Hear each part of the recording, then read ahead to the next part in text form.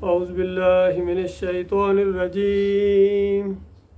बिस्मिल्लाहिर्रहमानिर्रहीम। वलौ तरा इज़ल मुजरिमूना नाकिसू रऊसिहिम इंद रब्बिहिम रब्बना अबसरना वसमिना फरजिना नअमल सालिहन इन्ना मूकिनून।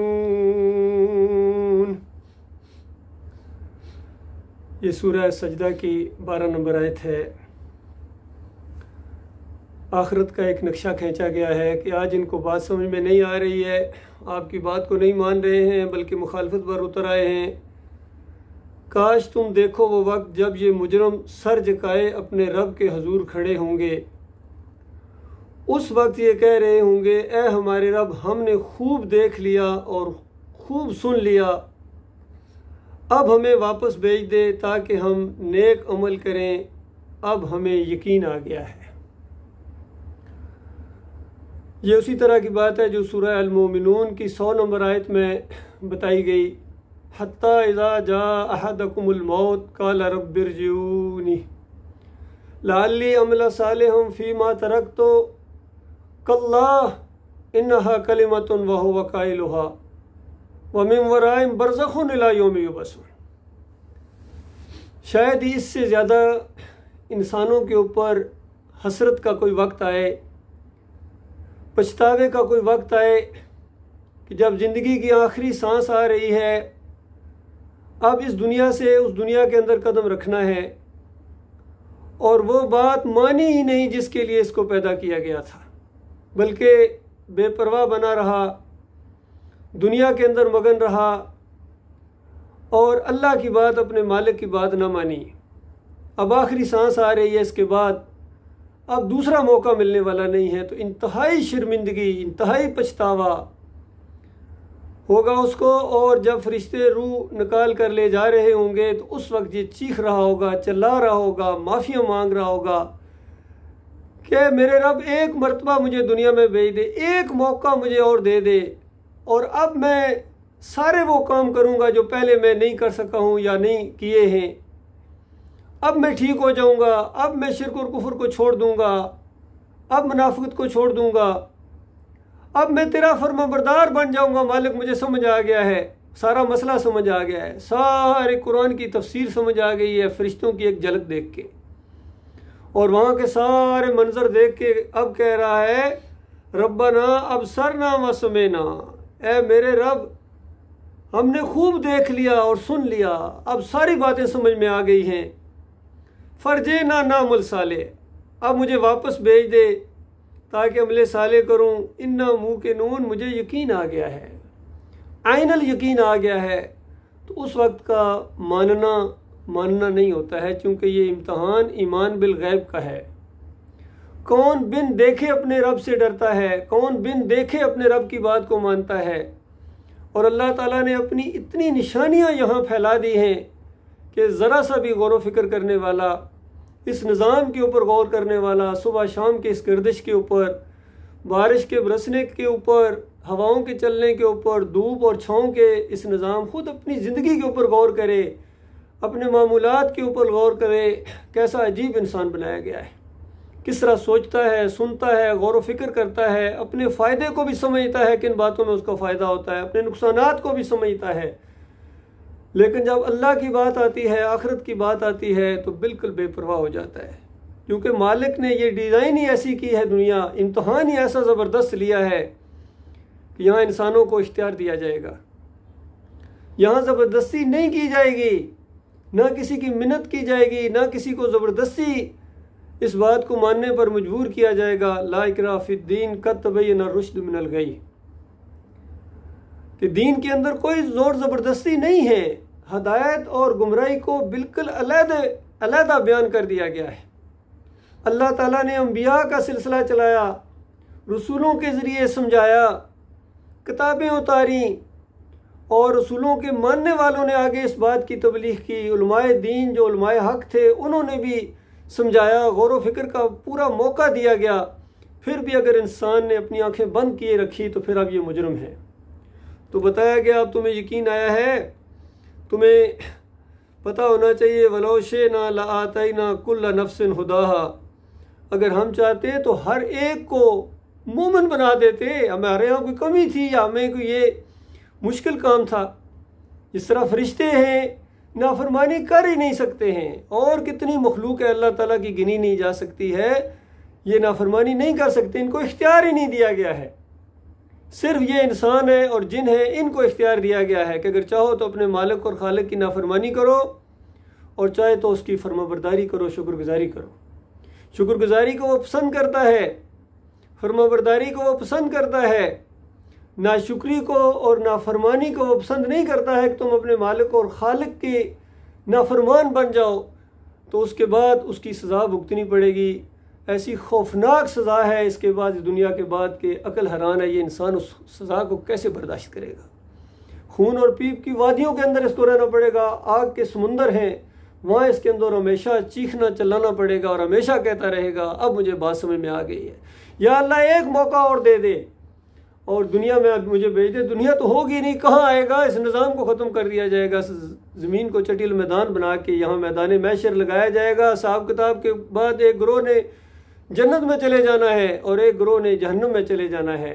ये ज़मीन तो होगी नहीं, अब तू यहाँ आके क्या करेगा, अब कैसे तू यहाँ आके फरमाबरदारी करेगा किसकी? तो इस तरह बताया वलाकिन हक़्क़ल कौलु मिन्नी, बल्कि मेरी तरफ से वो बात जो पूरी हो गई, हक बात मैंने कही थी और मैं हक ही कहता हूँ। और बिल हक के अनज़लना व बिल हक के नज़ल, मालिक हक बात बयान करता है और बिल्कुल हक नाजल फरमाता है। और फरमाया मेरी वो बात हक कौल जो मैंने कहा था, लअम्लअन्न जहन्नम मिनल जिन्नति वन्नास अजमईन, कि मैं जिन्नों और इंसानों को जहन्नम से भर दूंगा। यानी इस शहाना अंदाज से मालिक ने फरमाया कि तेरे रास्ते पर जो भी चलेगा, जो भी तेरी बात मानेगा, मैं तादाद को देखने वाला नहीं हूँ, मैं तेरे समेत जहन्नम की आग को भर दूंगा। तो आज तादाद को देखें, इस ज़मीन के ऊपर कितने इंसान हैं, बताइए कितने हैं अपने मालिक और खालिक के फरमाबरदार हैं और कितने हैं नाफरमान हैं। और जितने भी ये ग्रोह पाए जाते हैं, जमातें पाई जाती हैं, मजहबी जमातें पाई जाती हैं, हालांकि दीन का नाम भी लेते हैं अपने लिहाज से, पैगम्बरों को मानने का दावा करते हैं, ये यहूदी हैं, उज़ैर अलैहिस्सलाम को अपना बड़ा मानते हैं, पैगंबर मानते हैं, और फिर साथ इतने मोहब्बत में आगे बढ़े कि अल्लाह का बेटा मानना शुरू कर दिया। अंदाज़ा लगाइए, तो ये मोहब्बत ही की वजह से तो हुआ है, कोई नफ़रत की वजह से तो नहीं हुआ है। इसी तरह ये क्रिश्चियन हैं, ईसाई हैं, ये ईसा अलैहिस्सलाम को अपना बड़ा मानते हैं और उनके पैरोकार होने का दावा करते हैं, और इतना बढ़ाया कि अल्लाह का बेटा बना दिया। और ये समझते हैं कि हम मोहब्बत करते हैं ईसा अलैहिस्सलाम से और मोहब्बत करते हैं अल्लाह ताला से, और फिर उसके बाद अल्लाह ने इनके ऊपर लानत की।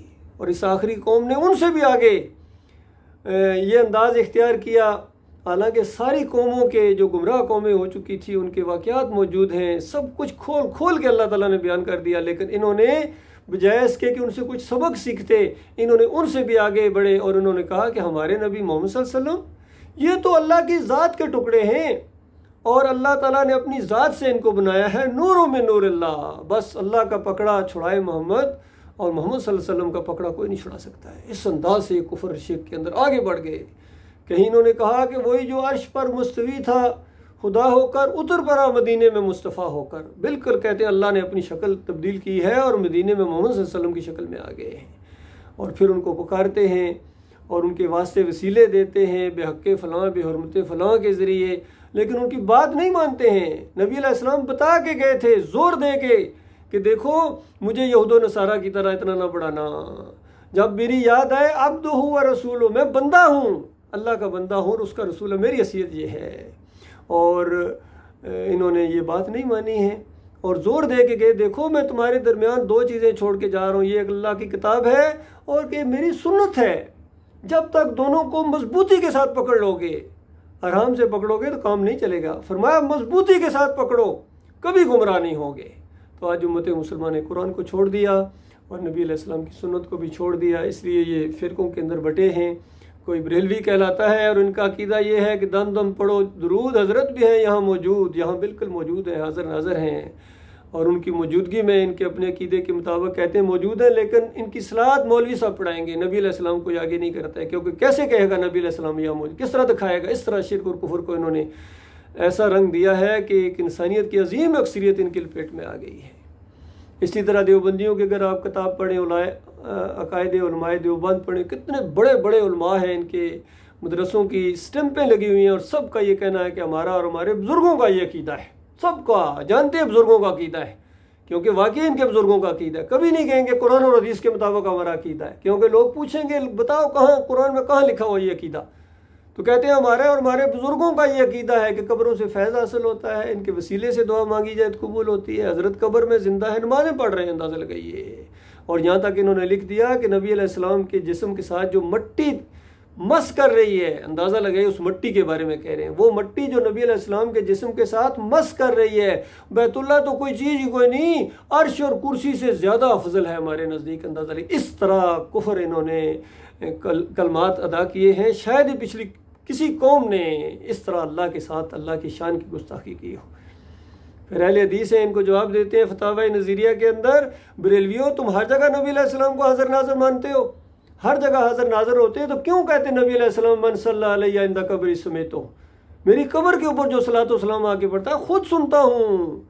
और अब्दुल्ला बिन बाज मुफ्ती आज़म फतवा देते हैं कि नबी अलैहिस्सलाम की रूह वापस आ जाती है, सुनते हैं और फिर जवाब देते हैं। इस तरह अल्लाह की सारी आयात का इनकार कर दिया जिसमें ये बात बताई गई थी कि मरने वाले और इस दुनिया के दरमियान एक आड़ है, एक बरज़ख है, वो इधर नहीं आ सकते हैं। जो नेक लोग हैं वो तो वहाँ जन्नतों में चले जाते हैं, शोदा और अंबिया खासकर, और दूसरे भी जो नेक लोग हैं उनका अच्छा ठिकाना होता है, वो इतना ना गवारा ही नहीं करते हैं। जिस तरह एक हदीस के अंदर आता है, नबी अलैहि सलाम ने फरमाया थोड़ी सी भी भलाई अगर किसी के हक़ में हो और वहाँ चला जाए तो अल्लाह ताला उसको कहता है तू वापस दुनिया में जाना चाहता है, पूरी दुनिया की बादशाही दौलत तुझे दी जाएगी, वो नहीं आना चाहता है। अंदाज़ा लगे थोड़ी सी भलाई वाले का ये हाल है, तो जिनको बड़े बड़े दर्जात अल्लाह ताला देगा उनका तो कहना ही क्या।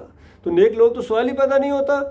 और जो काफिर मुशरिक है उनके बारे में बताया कि ये चीख चीख के कहते हैं या अल्लाह एक दफ़ा वापस भेज दे, वापस भेज दे, तो वापस नहीं आते हैं। वहाँ बरज़ख के अंदर ये सारे मामलात होते हैं। इन कब्रों के अंदर ये शोधा ज़िंदा नहीं हैं और नबी अलैहिस्सलाम इस मदीने वाली कब्र में ज़िंदा नहीं हैं।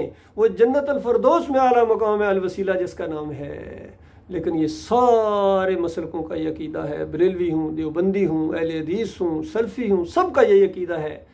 डॉक्टर इसरार हूँ, अली इंजीनियर हो, वो भी इसी कब्र की तरफ इशारे करके इस तरह अकीदे को पहले बर्बाद करता है और फिर उसके बाद कहता है कि देखना शिरक ना करना। तो इस तरह ये पूरी कौम, पूरी इंसानियत इस शैतान के जाल के अंदर आ गई है। तो इसलिए अल्लाह ताला ने बिल्कुल पहले से बता दिया था कि बिल्कुल तुम्हारा पूरा प्रोग्राम मैंने तैयार करके रखा हुआ है। वलाकिन हक़्क़ल क़ौलु मिन्नी लअम्लअन्ना जहन्नम मिनल जिन्नति वन्नास अजमाइन, कि मैं जिन्नों और इंसानों से जहन्नम को भर दूंगा। फज़ूक़ू बिमा नसीतुम लिक़ा यौमिकुम हाज़ा, इस दिन को भूल गए थे, तुम्हें याद भी दिलाया जाता था, तुम्हें अल्लाह की आयात पढ़ पढ़ के सुनाई जाती थी, हर एक ने तुम समझाया लेकिन तुम भूल गए।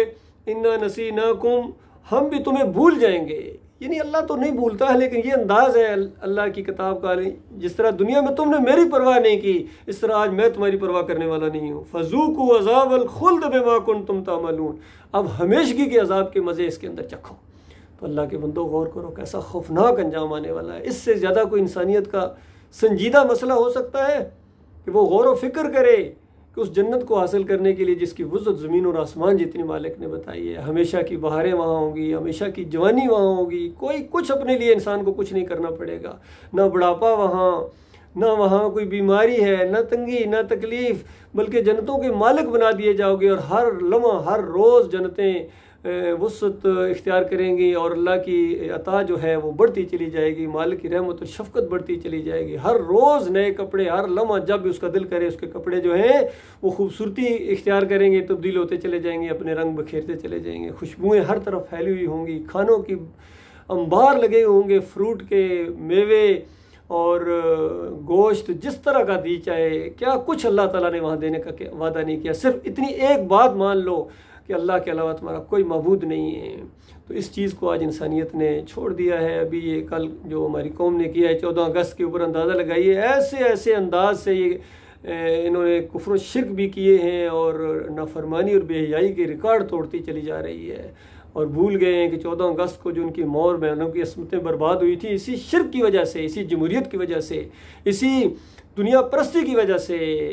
तो उसके बाद इनके अंदर वो शर्म व हया जो ईमान वाली होती है वो भी निकल गई है। कोई आज शिर्क के ख़िलाफ़ आवाज़ उठाने के लिए तैयार नहीं है बड़े लेवल पर। कोई इनका सियासी लीडर हो, अस्की लीडर हो, या कोई ये जो कानून साज हों, या जो भी हो, इनके ईमान की बात कोई नहीं करता है और शिर्क के ख़िलाफ़ कोई आवाज़ नहीं उठाता है, बल्कि सारे शिर्क के मुहाफ़िज़ बन गए, रखवाले बन गए हैं हर अंदाज से।